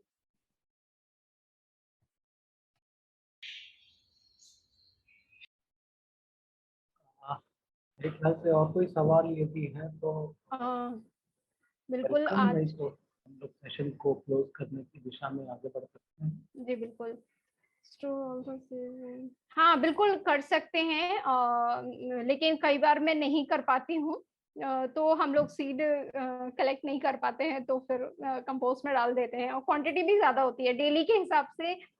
इतने ज्यादा, मतलब आम तो एक ऐसा है ना कि डेली में कई बार 2 बार भी खाया जा रहा होता है, तो सारे सीड्स कलेक्ट करके भेजना मुश्किल हो जाता है, तो उस केस में हम लोग कंपोस्ट कर देते हैं। लेकिन ये सजेशन अच्छा है और बहुत लोग इसे फॉलो भी कर रहे हैं। कंपोस्ट में फ्लाइज तभी आती हैं जब मैं एक लास्ट स्लाइड आप लोगों को शेयर करना चाहूंगी, 2 मिनट। आशीष जी, मेरे को जरा आप स्क्रीन शेयरिंग का परमिशन दीजिएगा। ये वाला पोर्शन हम लोग कवर कर लेते हैं। या तो ये जो है नेक्स्ट स्लाइड आप दीजिएगा। कंपोस्ट हेल्पर्स मैं कहूँगी बहुत सारे हम लोग हर जो उसमें फ्लाइज आ रही हैं या उसमें जो बग्स आ रहे हैं, तो पहले हमें ये समझना होगा कि कौन से बग्स हेल्पफुल हैं और कौन से बग हार्मफुल हैं।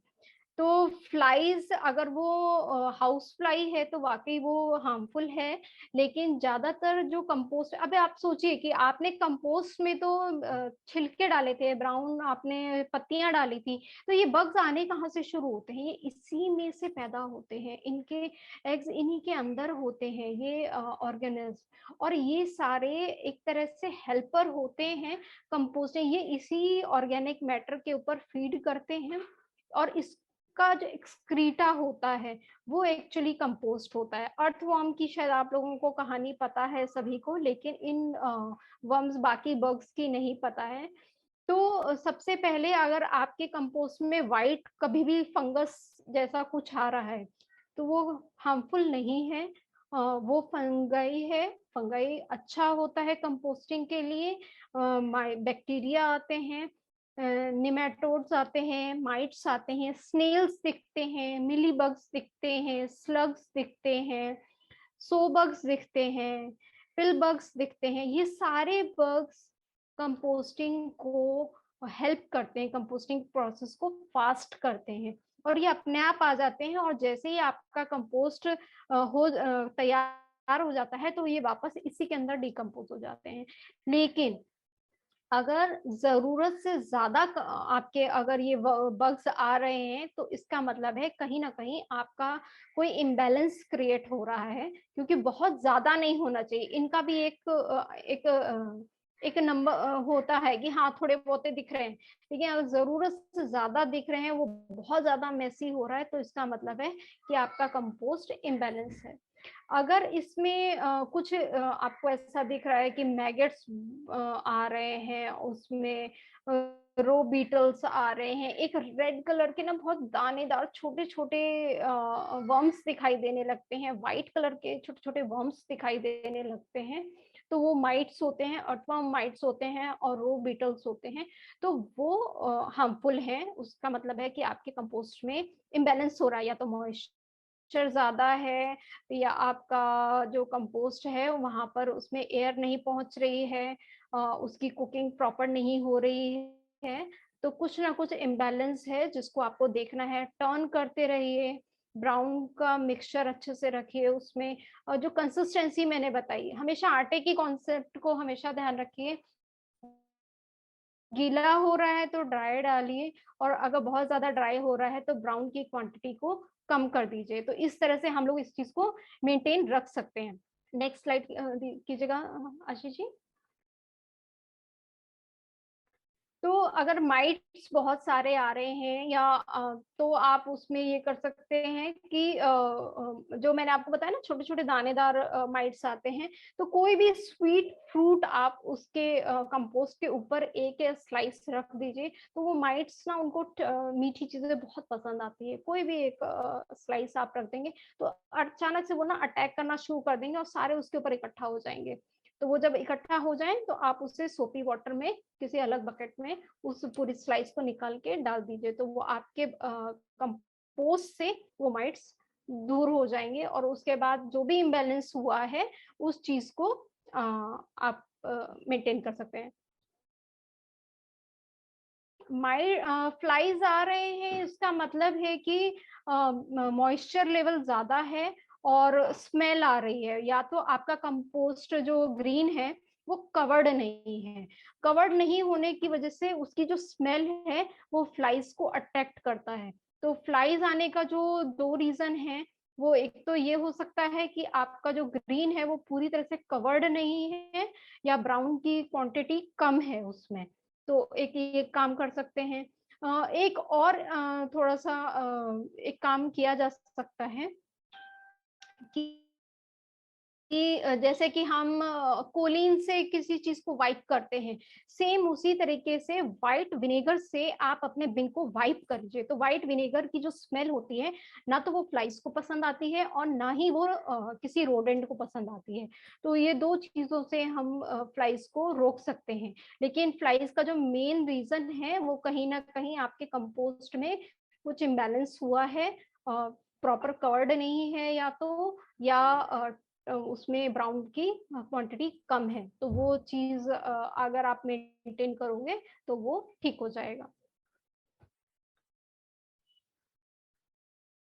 और इससे रिलेटेड कोई क्वेश्चन है? ये, हाँ, ये मेरी लास्ट स्लाइड थी, तो ये भी मैंने कवर कर दिया है।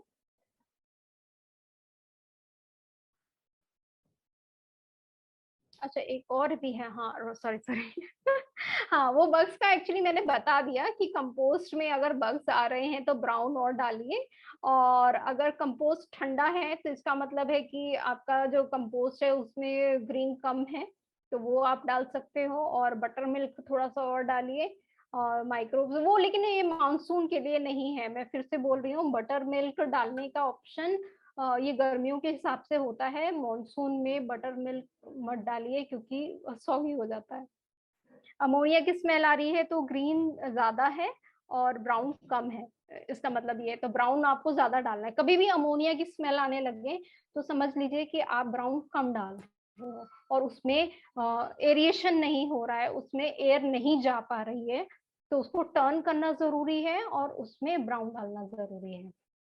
इससे रिलेटेड और किसी का कोई सवाल है क्या? मेरे ख्याल से लोगों ने सवाल काफी हद तक कर लिए हैं, और मैं काफी थैंकफुल हूँ आज के पार्टिसिपेंट्स का। लोगों ने पेशेंटली इस पूरी वर्कशॉप को अटेंड किया, और बीच में कई एक बार टेक्निकल प्रॉब्लम्स आई, और उसके अलावा लोगों ने इसको बड़ा इंटरेक्टिव भी रखा, लोगों ने अपनी बातें रखी, लोगों ने अपनी सवालों को अच्छे तरीके से पेश किया, और तो आई होप सबको रीजनेबली कुछ सवालों को जवाब मिले हैं। ये बहुत अच्छा समझाया कीर्ति ने। Thank you. और ग्रुप में आप लोग भी आपके पिक्चर्स डालिए जो आप लोगों ने कंपोस्टिंग स्टार्ट की है। थोड़ा सा मेरे एंड से क्या होता है, मैं बहुत ज़्यादा इंटरेक्शन नहीं कर पाती हूँ क्योंकि मुझे लगता है कि आप लोगों को काफ़ी कुछ पता है, बोर ना करूँ मैं। तो आप लोग अपने एंड से भी, आप लोगों के कोई क्वेरीज हो तो आप डालिए बिल्कुल। और एक और इनिशिएटिव मैंने पिछले बैच में स्टार्ट किया था, और वो मैं अभी भी लोगों से बोलती हूँ। बहुत सारे लोग ऐसे हैं जिनके पास ऑलरेडी एक अच्छा गार्डन सेटअप है, तो उनके पास लीव्स, ब्राउन लीव्स रहती हैं, और कई बार इतनी ज्यादा रहती हैं कि वो कंपोस्ट में भी प्रॉपर यूज नहीं कर पाते हैं।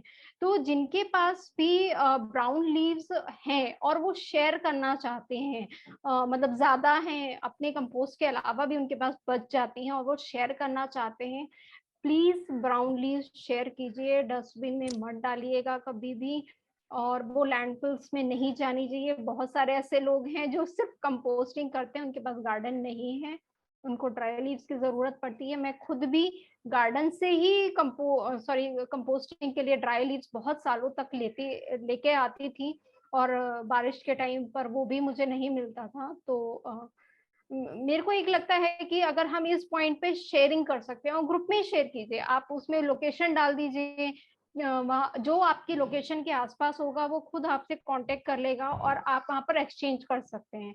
मोटिव सिर्फ इतना ये है कि वो चीज जो लैंडफिल्स में नहीं जानी चाहिए उसको हम कैसे बचा सकते हैं। तो अगर इस तरह का कोई इनिशिएटिव आप लोग करते हैं ग्रुप में, तो किसी हमें अलग प्लेटफॉर्म की जरूरत नहीं पड़ेगी।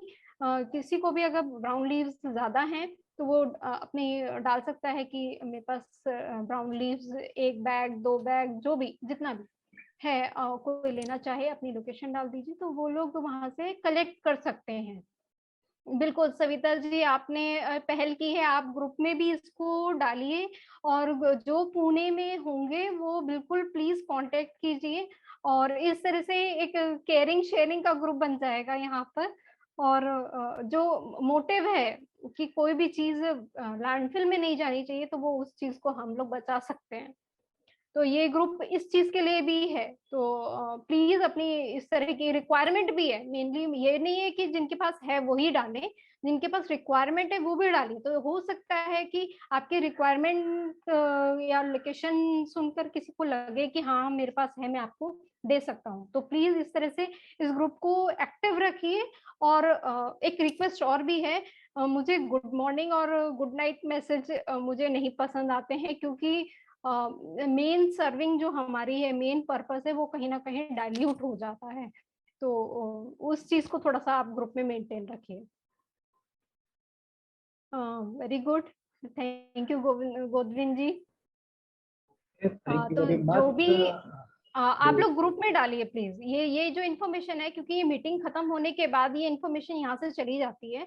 तो प्लीज आप ये सारी रिक्वायरमेंट्स या आपके पास जो भी सप्लाई है इस चीज की, तो आप ग्रुप में डालिए। और ग्रुप में जो लोग भी हैं वो आगे आके इसको, जो उस लोकेशन के पास रहते हैं, वो ले सकते हैं। इवन मुझे भी मिलेगा, तो मॉनसून में मैं भी मुझे भी ब्राउन लीव्स मिल जाएंगी। नहीं, वो मैंने एक्चुअली ग्रुप में इसलिए थोड़ा सा बंद किया था, क्योंकि कई बार क्या होता है कि ग्रुप किसी और पर्पस के लिए खोला जाता है, और फिर लोग प्रमोशनल उसमें कंटेंट डालना शुरू कर देते हैं, और हम लोग सोचते हैं कि अरे सभी लोग मैच्योर हैं। तो लेकिन वो होता है ना कि फिर वो अनकंट्रोल्ड हो जाता है, तो वो चीजों को डिस्टर्ब करता है। हम सभी मैच्योर हैं और हम लोग जानते हैं कि हम किस पर्पस से जुड़े हुए हैं, तो उस ग्रुप की गरिमा को बनाए रखना जरूरी है। तो कल एक इंसिडेंट ऐसा हुआ जिसकी वजह से मैंने वो ग्रुप एडमिन मोड ऑन कर दिया, नहीं तो उससे पहले तो ग्रुप ये ओपन ही था सबके लिए। तो इस वजह से मैंने अभी थोड़ा किया है, और ये मैं मीटिंग के बाद ओपन कर देती हूँ। बिल्कुल। थैंक यू कीर्ति जी, और बहुत अच्छा सेशन जहाँ आई हो, पार्टिसिपेंट्स को भी काफी पेशेंटली उसमें नहीं, सब लोगों ने काफी नेटवर्क इशू होने के बावजूद भी यहाँ पर पेशेंसली मेरे को बियर किया। Thank you so much. Hello. हाँ राजेश जी, जी। Because you were sharing it so genuinely, na, Kirti, and the passion we could see it to do it. No, thank you so much, Purva ji. Thank you. Inspired us to stick around. Hello. हाँ, मैं madam का thanks करना चाहता हूँ। Madam ने अच्छी तरह से प्रेजेंटेशन दिखाया है डिस्टर्बेंस होने के बावजूद भी। और मैडम बॉम्बे में रह के, कुर्ला में रह के करती है, वो सुन के मेरे को बहुत अच्छा लगा। हम लोग बदलापुर में रहता हूँ। बदलापुर में हम लोग बहुत अच्छा ग्रुप में कर रहे हैं जी। देखा मैंने आपकी फोटोग्राफ्स। और मैडम का सेशन होने के बाद मैं भी यहाँ लोकल कुछ सेशन करना चालू किया हूँ। 25 लोगों का टीम है मेरा, जो घर पे बनाना चालू कर रहे हैं, कंपोस्टिंग कर रहे हैं रेगुलर। और जितना हाउसवाइफ कर लेंगे ज्यादा बेटर हो जाएगा। बिल्कुल बिल्कुल। और मैं मुंबई में जो लोग भी रहते हैं, मैं ऑनलाइन के साथ साथ मैं यहाँ अपार्टमेंट्स में भी होम कंपोस्टिंग का सेशन देती हूँ। साथ में ही हम लोगों ने कुछ लोगों के साथ एसोसिएशन बनाया। एसोसिएशन भी नहीं है एक्चुअली, मैं एक ब्रिजिंग का काम करना चाहती हूँ कि जहाँ आप वेस्ट मैनेजमेंट करना चाहते हैं, तो कुछ रिसाइकलर्स को मैं जानती हूँ, तो मैं उनसे उनको कनेक्ट कर देती हूँ। तो कोई भी अगर मुंबई में अपने अपार्टमेंट में इस तरह के सेशंस रखना चाहता है वेस्ट मैनेजमेंट पर या कंपोस्टिंग से रिलेटेड, तो प्लीज मेरे से संपर्क कर सकते हैं। हम लोग ऑफलाइन भी कंपोस्टिंग के और वेस्ट मैनेजमेंट के वर्कशॉप्स लेते हैं, जहां पर हम लोग रिसाइकलर से कनेक्ट करते हैं।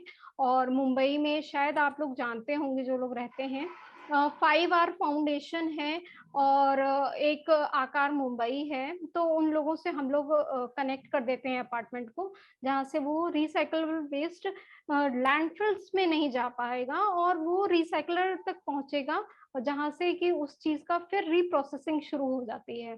तो ये एक मेरा इनिशिएटिव है। एक मुझे ऐसा लगता है कि जो मैं सोसाइटी को दे सकती हूँ तो वो मुझे करना चाहिए। तो अगर किसी को लगता है अपने अपार्टमेंट में, तो प्लीज हमसे संपर्क कर सकता है। हम लोग ऑफलाइन भी ये वर्कशॉप्स लेते हैं। इसी तरह अगर सबर्बन में कोई आपके अपने ग्रुप में है हम जी। लोकेशन वाइज ग्रुप रख सकते हैं। जबलपुर में कोई है तो हमें कांटेक्ट कर सकते हैं, बॉम्बे में रहेंगे तो मैं आपको कांटेक्ट दे दूंगा। हाँ बिल्कुल, नॉलेज कोई शेयरिंग भी, इज मोर इम्पोर्टेंट बिकॉज बिल्कुल दैट बिल्कुल इज मोर बिल्कुल। इम्पोर्टेंट। यहाँ बदलापुर में निसर्ग प्रेमी मित्र मंडल करके है, वहाँ हम लोग प्लांटेशन और कंपोस्टिंग का काम अच्छी तरह से कर रहे हैं। अब जी आपने जो कोई अगर ये साइड में आएगा तो मुझे कॉल कीजिए, I will show you the things. और श्योर। मैं भी जब कुर्ला आऊंगा मैडम से जरूर मिलूंगा। मैं कुर्ला नहीं, मैं बोरीवली रहती हूँ। ओके, बोरीवली का है। हाँ मैं बोरीवली ठीक रहती है, हूँ। ओके ओके, ठीक है, चलेगा। जी। Thank you, thank you. तो मेरे ख्याल से आज के सेशन को हम यहीं समाप्त करते हैं और गुड सेशन।